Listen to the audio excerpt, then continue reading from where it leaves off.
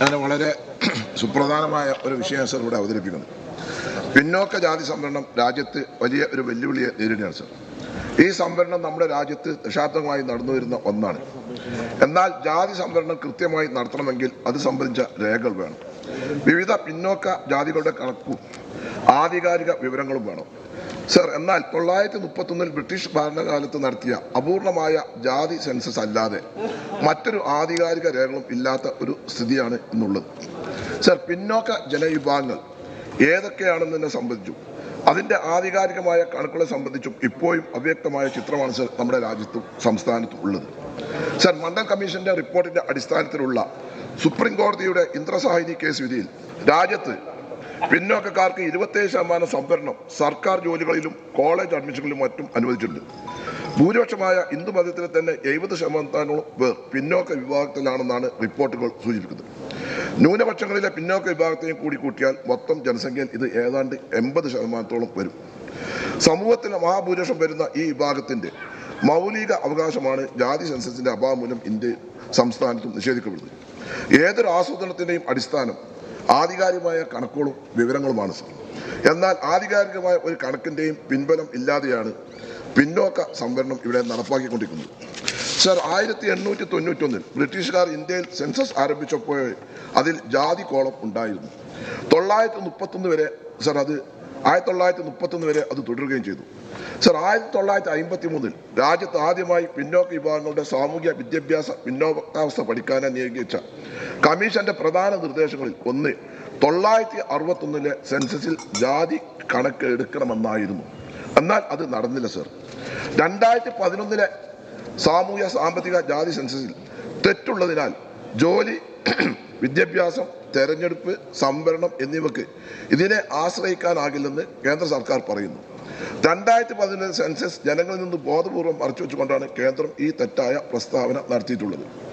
2011 കണക്കുകൾ നിറയെ അബദ്ധങ്ങളായതിനാൽ അത് ഉപയോഗിക്കാതെ രജിസ്ട്രാർ ജനറലിന്റെ ഓഫീസിൽ സൂക്ഷിച്ചിരിക്കുകയാണെന്നാണ് സർ സുപ്രീം കോടതിയിൽ നൽകിയ സത്യവാങ്മൂലത്തിൽ കേന്ദ്ര സർക്കാർ വ്യക്തമാക്കിയിട്ടുള്ളത് സർ. മഹാരാഷ്ട്ര, ബീഹാർ, ജാർഖണ്ഡ്, ഒഡീഷ നിയമസഭ ജാതി സെൻസസ് എടുക്കണമെന്ന് ആവശ്യപ്പെട്ട് പ്രമേയം പാസാക്കിയിട്ടുണ്ട്. കേന്ദ്രം ഇതിന് തയ്യാറായില്ലെങ്കിൽ സംസ്ഥാന സർക്കാരിന്റെ നേതൃത്വത്തിൽ ജാതി സെൻസസ് നടത്തുമെന്ന് ഒഡീഷ അടക്കം ബീഹാർ അടക്കം ചില സംസ്ഥാനങ്ങൾ ഇതിനകം പ്രഖ്യാപിക്കുകയും ചെയ്തിട്ടുണ്ട്. ബീഹാർ സംസ്ഥാനം ജാതി സെൻസസ് നടത്താൻ വേണ്ടി തീരുമാനിച്ചപ്പോൾ നേരിട്ട് അതിനെതിരായിട്ട് സുപ്രീം കോടതിയിൽ പോയപ്പോൾ സുപ്രീം കോടതി അത് ഹൈക്കോടതിയോട് കേൾക്കാൻ പറഞ്ഞു. ഹൈക്കോടതി ചീഫ് ജസ്റ്റിന്റെ നേതൃത്വത്തിൽ ആ കേസ് കേട്ടിട്ട് ആ ജാതി സെൻസസ് നടക്കണം എന്നാണ് ബീഹാർ ഹൈക്കോടതി പറഞ്ഞത്. അതിനെതിരെ ബീഹാർ ഹൈക്കോടതിയുടെ വിധിക്കെതിരെ സുപ്രീം കോടതിയിൽ പോയപ്പോൾ സുപ്രീം കോടതി ആ വിധി സ്റ്റേ ചെയ്തില്ല. ബഹുമാനപ്പെട്ട ഗവൺമെന്റിനോട് എനിക്ക് പറയാനുള്ളത്, ആധികാരിക ഔദ്യോഗിക മേഖലയിലെ പങ്കാളിത്തം, മറ്റു സാമൂഹ്യ സുരക്ഷാ പദ്ധതികൾ നടപ്പിലാക്കേണ്ട ആവശ്യകത ഇതെല്ലാം കൃത്യമായിട്ട് അറിയുന്നതിന് ജാതി സെൻസസ് നടത്തേണ്ടത്. സംവരണത്തിന് അർഹമായ SC, ST, മുസ്ലിം, മറ്റു പിന്നോക്കങ്ങളുടെയും ജാതി തിരിച്ചുള്ള വിവരങ്ങൾ ലഭ്യമായാൽ മാത്രമേ ഓരോ വിഭാഗങ്ങൾക്കും അവർക്ക് അർഹമായ സംവരണ പ്രകാരമുള്ള അവകാശങ്ങൾ ലഭിച്ചു എന്ന് ഉറപ്പാക്കാൻ കഴിയും. ആയതിനാൽ കേരളത്തിലും ജാതി സെൻസസ് നടത്തുന്നതിന് നടപടികൾ സ്വീകരിക്കണമെന്നതാണ് ഞാൻ ഈ സബ്മിഷനിലൂടെ സർക്കാരിന് മുമ്പിൽ ഉന്നയിക്കുന്നത്. തീർച്ചയായിട്ടും ഈ പറഞ്ഞ കാര്യങ്ങൾ പരിശോധിക്കുന്നതിന് തന്നെയാണ് ഗവൺമെൻറ് തയ്യാറാകുന്നത്.